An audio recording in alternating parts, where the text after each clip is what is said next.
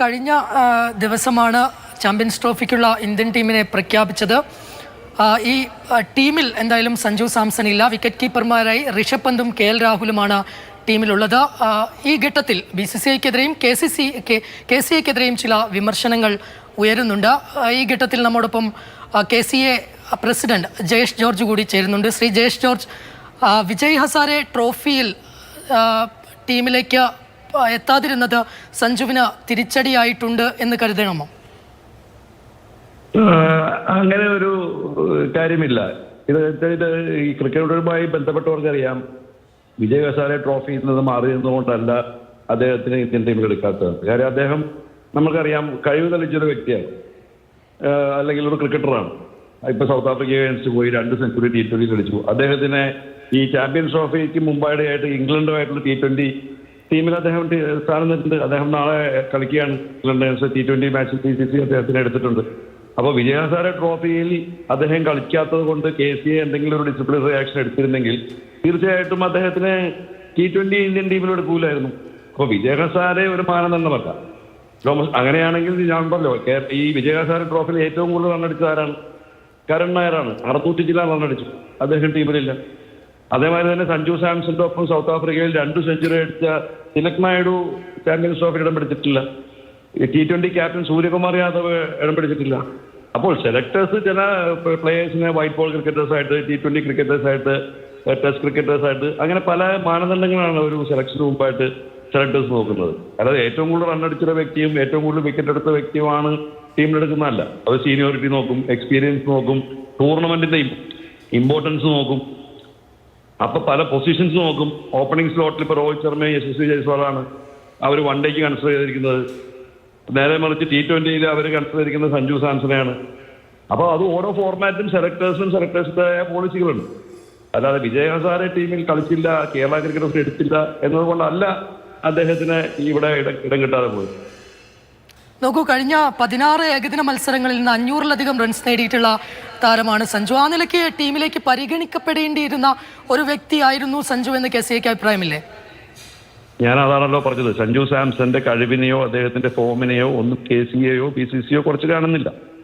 അദ്ദേഹം കേരളത്തിന്റെ ഏറ്റവും വിലപിടിപ്പുള്ള പ്ലെയറാണ്. അപ്പൊ അദ്ദേഹം അവിടെ എത്തിപ്പെടേണ്ടതായിരുന്നു. ഞങ്ങൾക്ക് വളരെ സങ്കടമുണ്ട്. കേരള ക്രിക്കറ്റ് അസോസിയേഷൻ ഞങ്ങളും അദ്ദേഹം ഉണ്ടാവും തന്നെയാണ് പ്രതീക്ഷിച്ചിരുന്നത്. പക്ഷേ അതാണ് ഞാൻ പറഞ്ഞത്, ഒരു ടൂർണമെന്റിന്റെ ഇമ്പോർട്ടൻസ്, ഒരു ചാമ്പ്യൻസ് ട്രോഫി, ആ ഇമ്പോർട്ടൻസ് അനുസരിച്ചിട്ടാണ് ഇവർ ഈ ടീം സെലക്ട് ചെയ്യുന്നത്. അതുകൊണ്ടാണ് ഞാൻ പറഞ്ഞത്, അദ്ദേഹത്തിന്റെ ഒപ്പം തന്നെ മുന്നിൽ ഫോമിൽ നിൽക്കുന്ന തിലക് നായിഡു അവരെ കൺസിഡർ ചെയ്തിട്ടില്ല. ഇഷാൻ കിഷൻ 100 അടിച്ചാണ് വൺ ഡേ മാച്ചിൽ. അത് കഴിഞ്ഞിട്ട് അദ്ദേഹം ടീമിലില്ല. അപ്പോൾ പല ഫാക്ടേഴ്സാണ് സെലക്ടേഴ്സ് നോക്കുന്നത് ഒരു ടീം ഡിസൈഡ് ചെയ്യുമ്പോൾ.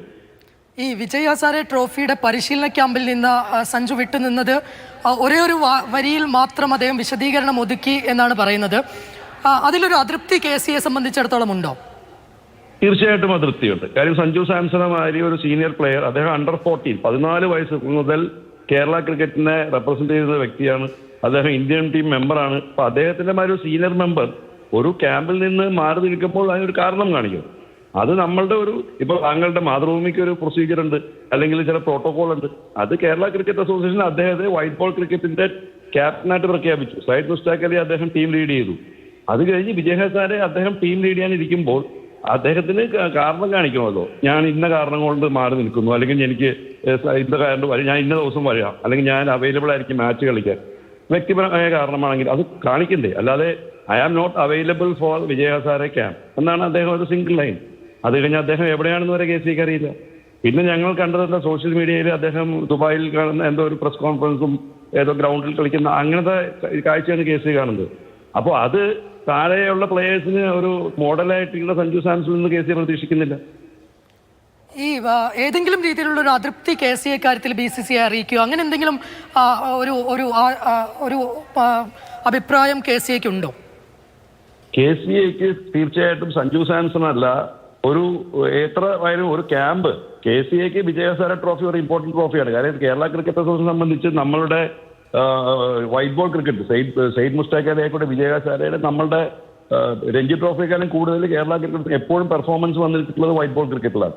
അപ്പോൾ കേരള ക്രിക്കറ്റേഴ്സിന് അതിനുവേണ്ടി ഒരു പ്രിപ്പറേറ്ററി ക്യാമ്പ് സഞ്ജുവിന്റെ സാന്നിധ്യത്തിൽ ക്യാപ്റ്റൻസിയിൽ വയനാട് സെറ്റ് ചെയ്യുമ്പോൾ സഞ്ജു തീർച്ചയായും അതിൽ പങ്കെടുക്കണമായിരുന്നു.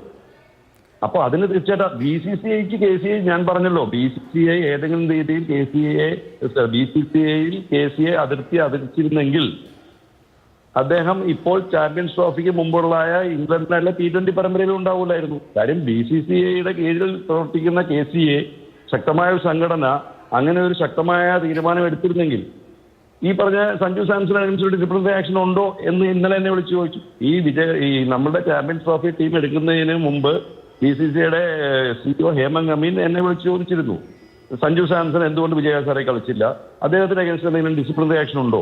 ഞാൻ പറഞ്ഞു ഡിസിപ്ലിനറി ആക്ഷൻ ഒന്നുമില്ല. സഞ്ജു സാംസൺ കളിക്കാത്തത് അദ്ദേഹം ക്യാമ്പിൽ പങ്കെടുത്തില്ല. KCA അതൊരു സ്ട്രിക്ട് പ്രോട്ടോകോളാണ്, അത് ഒരു പ്രൊസീജിയറാണ്. ആ ക്യാമ്പ് പങ്കെടുക്കുമ്പോൾ സഞ്ജു സാംസൺ ടീമിന്റെ ക്യാപ്റ്റനാണ്, അദ്ദേഹം ടീമിന്റെ ഒപ്പം വേണം.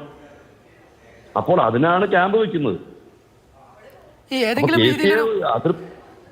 പറഞ്ഞോളൂ.